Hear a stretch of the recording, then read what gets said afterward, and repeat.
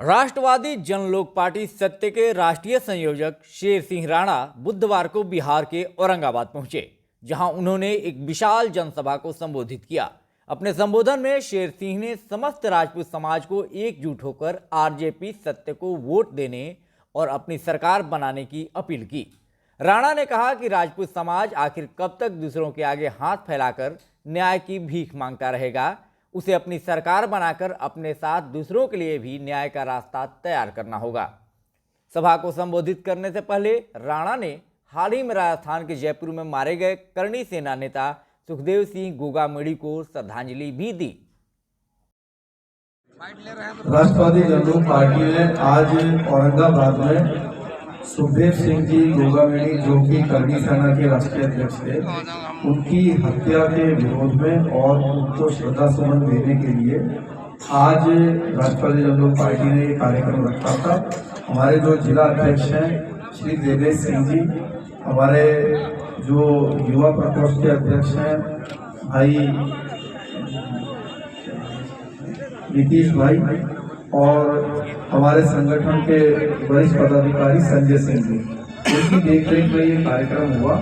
हजारों की संख्या में कार्यकर्ता, पदाधिकारी और समाज के दूसरे संगठनों के लोग उनको श्रद्धा देने के लिए यहाँ गांधी मैदान औरंगाबाद में इकट्ठा हुआ। आगे भविष्य की क्या योजना है आपकी? भविष्य की योजना राष्ट्रवादी जनलोक पार्टी की बिल्कुल स्पष्ट है और पूरे जितने भी बिहार के किसी भी जाति, किसी भी धर्म के व्यक्ति हो, उनसे हमारी पार्टी आह्वान करती है कि 2024 में जो आने वाला लोकसभा चुनाव है, आप हमारी पार्टी का समर्थन कीजिए, हमारे प्रत्याशी को लोकसभा का चुनाव जितवाइए।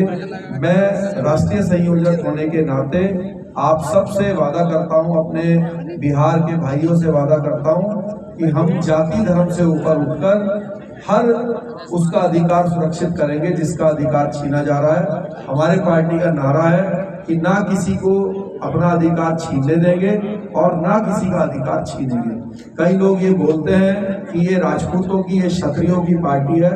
इसमें हमें ये कहने में कोई भी जो है शर्म नहीं है कि ये क्षत्रियों की पार्टी है, लेकिन क्षत्रियों ने जैसे सभी जातियों के अधिकारों को सुरक्षित करके उनको दिया है, हमारी पार्टी भी सदा सबके साथ न्याय करेगी और हमारे पार्टी के अंदर सभी जाति, सभी धर्म के लोग बड़े पदाधिकारी हैं, तो सबके इसमें अधिकार सुरक्षित है।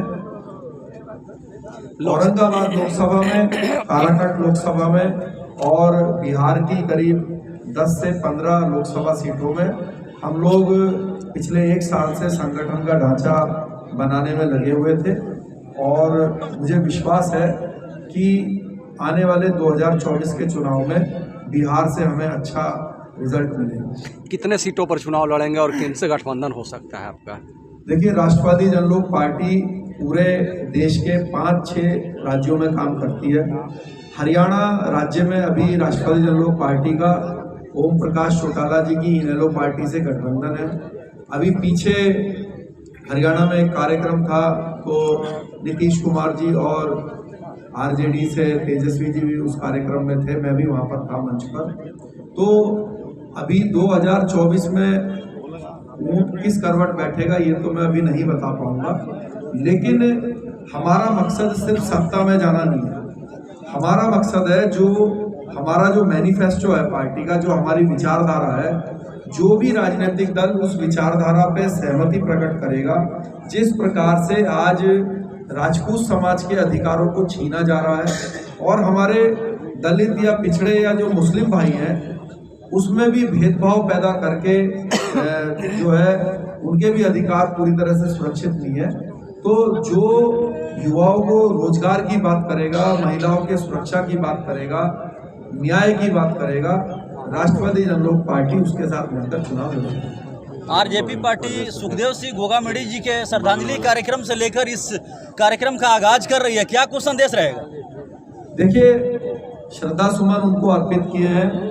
समाज बहुत अपने आप को पीड़ित महसूस कर रहा है कि सरकार के संरक्षक में जो है हत्यारे आज भी सुरक्षित हैं और आज जो हमारा समाज है वो विचलित है कि अगर वो कानून को हाथ में उठाए तो कानून जो है हमें जो है दंड देने के लिए तैयार खड़ा है। और इस समय ये स्थिति बनी हुई है कि जो युवा हैं वो ये निर्णय नहीं ले पा रहे हैं कि किस रास्ते पर जाए। तो राष्ट्रवादी जनलोक पार्टी अपने सभी देश के युवाओं से आह्वान करती है कि हम लोग अपने झंडे पर लोकसभा विधानसभा में सत्ता के ऊपर बैठें और अपने साथ भी न्याय करें और दूसरे समाज के साथ भी न्याय करें। तो सुखदेव जी को श्रद्धांजलि है हमारी और मैं आपसे आपके माध्यम से वादा करता हूं कि हम लोग सत्ता में आएंगे और सत्ता में आके कानूनी रूप से ऐसे हत्यारों को सख्त से सख्त सजा देंगे जो इतिहास देखेगा। किसी के साथ अगर आपकी गठबंधन की बात नहीं, सत्ता के लालच में लोग क्या क्या करने के लिए तैयार है, लेकिन राष्ट्रवादी जनलोक पार्टी राष्ट्रवादियों की, देशभक्तों की विचारधारा का राजनीतिक दल है। और मैंने आपसे पहले ही कहा कि जो हमारी इस विचारधारा पर सहमति प्रकट करेगा, आज बिहार के अंदर जो राजपूत समाज है उसके साथ बेइंतहा अन्याय हो रहा है।